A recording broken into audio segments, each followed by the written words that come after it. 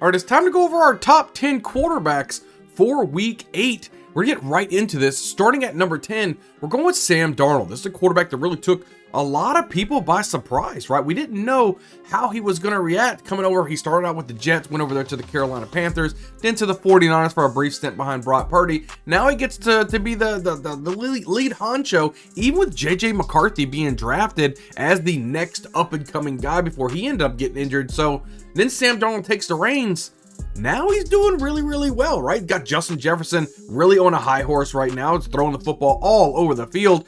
And they were completely undefeated up until last week when they got their first loss. So this week they're taking on a Rams defense that ranks 15th against opposing quarterbacks. He's really looking to rebound after a tough loss last week. Now he could be a fantasy football quarterback that you can depend on. You probably got him off of waivers. I very highly doubt that a lot of people drafted Sam Darnold to be their quarterback starting coming in at week 1. So you probably got him in on the cheap, and it's somebody that you can go in and kind of feel confident that you can win with Sam Darnold as your quarterback. He's got enough weapons, and we know TJ Hawkinson's only a matter of time before he comes back as well. Gonna have even more weapons for Sam Darnold. I think he is a great quarterback this week.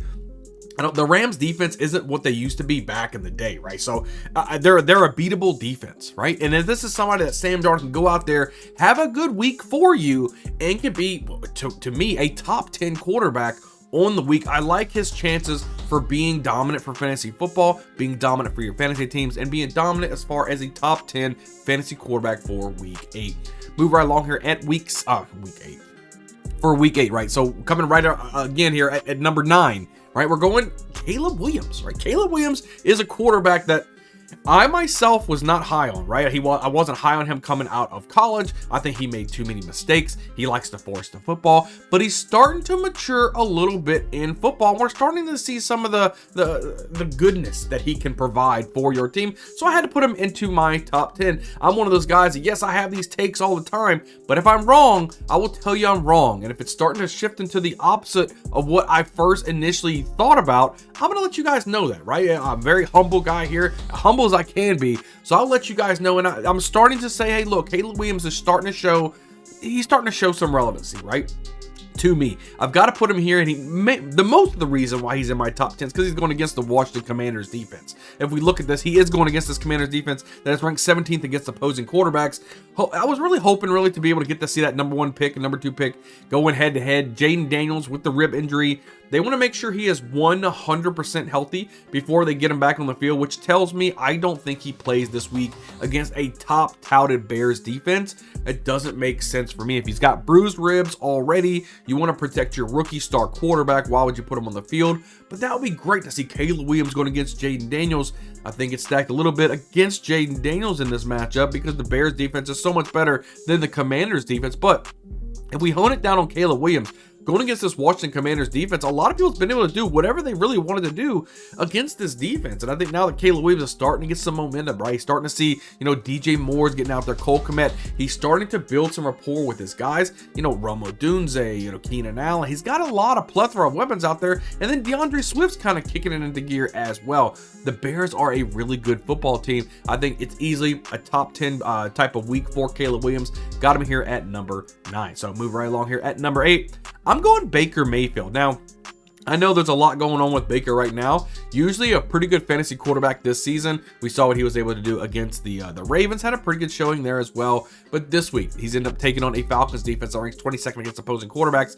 Losing his top 2 wide receivers could really hurt Baker Mayfield. Mostly Chris Godwin, right? I mean, he ended up, dislocating his ankle. He's going to be gone for the season. Mike Williams had a hamstring injury. He pulled up kind of awkwardly as he dropped that touchdown on Monday Night Football. It's just a lot is going against Baker Mayfield, right? So we're starting to see some other players. Can they kind of step up for him at the wide receiver position? If not, they got a 3-headed monster at running back that I think they're really going to start utilizing and try to win these football games with. But how does this affect Baker Mayfield's fantasy output, right? He doesn't have his top 2 dogs probably going into this matchup. We'll have to wait and see if Mike Evans can suit up and go. But, Chris Godwin, he's out. He's done for. So what happens? What happens with Baker Mayfield? I had to put him into my top 10 because he's a good fantasy quarterback, but I couldn't put him up there. I had to put him here at number 8. I'm not excited this week for Baker Mayfield, right? If you have another option that's viable, you may want to go with that option. But right now, I'm still putting him in my top 10 as far as quarterbacks go. We'll see what Baker Mayfield is made of, and then we'll kind of adjust as we see fit. Move right along here. At number 7, I'm going Patrick Mahomes. I know last week really was something you want to forget if you're a Patrick Mahomes guy, so you can't bench Patrick Mahomes. He can give you a plethora, but the thing is he just doesn't have the weapons right now. Everybody's hurt. Everybody's going down with injuries. He doesn't have anybody anymore. So all he has is Travis Kelce, which should be enough, right, for fantasy football. He's that good of a quarterback. He just needs these people to start catching the football. This week, going against a Raiders defense that ranks 19th against opposing quarterbacks, has to bounce back from his 154 yards and 2 interception performance that he had last week, right? This is something that you're not used to seeing from Patrick Mahomes. He's normally a lot better quarterback for this, and every quarterback, no matter how good you are going to have some down weeks. Last week was a down week. I don't expect that to be back-to-back. So Patrick Mahomes is going to come here to the Raiders and absolutely trounce these guys. I don't care who's over there at the wide receiver position for him. I don't think Patrick Mahomes is going to let this slide. They're going to go in and absolutely dominate these guys. I think Patrick Mahomes is a big reason why he's going to have a big fantasy week. I had to easily put him here in my top 10 quarterback. So coming here at number 6, I'm going Joe Burrow. This is a quarterback. You're starting to see him clicking on all cylinders, right? You're seeing the team coming. They had a slow start at the beginning of the season, maybe because T. Higgins wasn't there. But I think now that T. Higgins is back, you got Jamar Chase, you got a lot of these weapons. Yoshi Vosh is doing really, really good as well. You're starting to see some things. Chase Brown starting to kind of pick it up. I really think he's a cockadoodle running back myself. They should give Zach Moss more of an opportunity, but I digress. It is what it is. It's starting to kind of click on all cylinders. But this week for Joe Burrow, he's going against the Eagles defense, ranked 7th against opposing quarterbacks. Looks to keep the positive momentum going. So against an Eagles team, they're going to have to score. It's a tough defense against the quarterback, but they're going to have to pass the football. They have to get the ball in motion, or they're going to get absolutely blown out on an Eagles team that's really clicking on all cylinders themselves. So I think that even why, there's a little bit of momentum going for the Bengals. They're starting to do really well. They have to keep that going. And if they can go in here and get a win against an Eagles team that is a top team in the NFL right now, that is going to give and boost their morale all the way through the roof and going to keep them churning. I think Jamar Chase is a really good wide receiver. T. Higgins is a really good wide receiver. He's got almost the best duo of wide receivers in the league. He's got to keep that going. I like myself some Joe Burrow this week in week 8. So move right along here in our top 5 now. At number 5, I'm going Josh Allen, right? This is a guy we saw him have Amari Cooper come over in a trade. I think they're starting to get some things together. Had a monster game with Keon Coleman last week, over 125 yards receiving. I think things are starting to look really good for the Bills. Their defense needs to probably pick it up just a little bit to kind of match the offensive output that we might be able to see here. But Josh Allen's always a top fantasy quarterback just because of his rushing ability alone. I'm liking it. But this week, they end up taking on a Seahawks defense that ranks 18th against opposing quarterbacks. I'm curious to see what game 2 with Amari Cooper really looks like, right? First game, kind of was iffy, wishy-washy, whatever. Had a touchdown, but I think now that he's kind of gotten into the playbook a little bit more, probably feeling a little bit more comfortable with Josh Allen, we'll have to wait and see. I think it was the first pass to Amari Cooper I saw right through his hands. I don't know if Josh Allen just throws a really hard fastball to him and Deshaun Watson throwing a bunch of ducks to him. I don't know. He just wasn't used to it and completely went through his hands. But I think once he starts getting used to Josh Allen, what he can do, what he can provide for this team, I think that Amari Cooper is really going to have some of those boom games like he had with Joe Flacco last year when Deshaun Watson went down. So move right along here at number 4. We're going with C.J. Stroud. C.J. Stroud is a quarterback that, man, he's got the weapons. He's got the offense. He's got the talent. He's got the ability. He's got everything to absolutely explode. This week, going against a Colts defense that ranks 23rd against opposing quarterbacks, this could be absolute fireworks for C.J. Stroud. This is a defense that really struggles to stop anybody. And on the opposite side, you got Anthony Richardson, who all he does is like to throw some interceptions, and he could just do nothing. Anthony Richardson makes me so mad. I had him as my number 2 quarterback going into the season, and he's absolute dog shit. Oh, poo-poo. He's dog poo-poo at this point. I ain't gonna say the word. But anyway, I digress. I think I'd like myself some CJ Stroud. I think that he can have a positive game this week. I think he'll have a lot of offensive possessions because I don't think Anthony Richardson can sustain any drives whatsoever, which is going to be a 3-and-out, punt back to Texans. 3-and-out, punt back to Texans. He's going to have a lot of offensive fireworks here. I think Joe Mixon has a massive game. I think CJ Stroud has a massive game. I like him in here at number 4 for me. Move here at number 3, we're going Lamar Jackson. This is a quarterback, very electric. He's number 1 on most of my weeks, depending on who he's going against.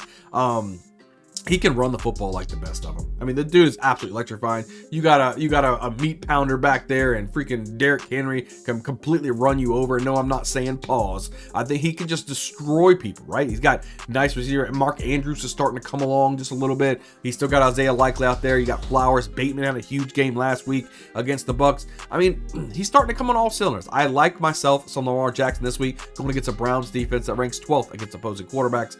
The most electrifying quarterback in the NFL, and I don't even think it's close. I mean, every time he touches the football, you kind of just hold his breath, hold your breath and be like, whoa, what is he going to do this time? The play action pass that he's doing, the fakes that he's doing, where he's actually jet sweep, fake, run the football. You don't know what to do. It doesn't matter if you have a quarterback spy and you have to have a spy against Derrick Henry, spy against these jet sweeps, still play back on the... What are you going to do?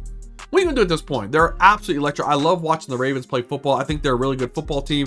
They can get the job done. Coming here at number 2, we're going Jalen Hurts. This is another guy, after they come out of the bye week, man, they're really playing strong. Had a really good outing last week against the Giants, where Saquon Barkley went nuclear against his last team. I love seeing this.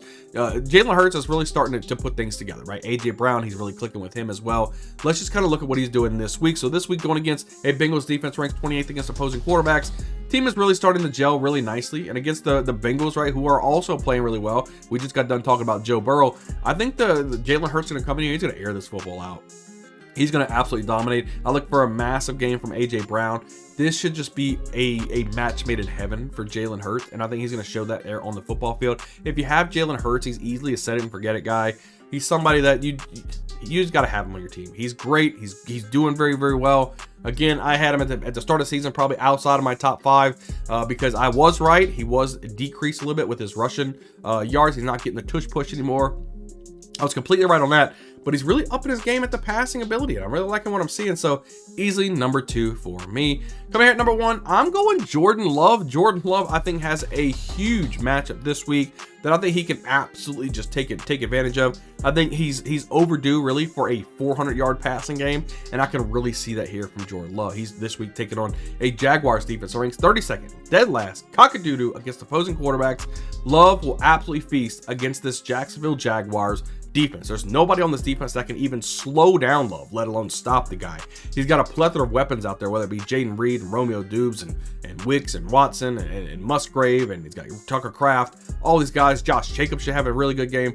It should be an explosion all over the field. I love myself some Jordan Love for week 8. Guys, make sure you guys hit the like button, hit the subscribe button. We're pumping out videos each and every week so you can set the best lineups possible, because ultimately here on the channel, we want you to win a championship. Leave a comment down below. What do you guys think of my top 10 quarterbacks? Is there any quarterbacks that I left out that you believe should be in the top 10? And another question, do you guys believe Baker Mayfield should be in a top 10, considering he may not have his top 2 wide receivers? Let me know down in the comments below. I can't wait to see you guys on the next video. We'll see you guys next time.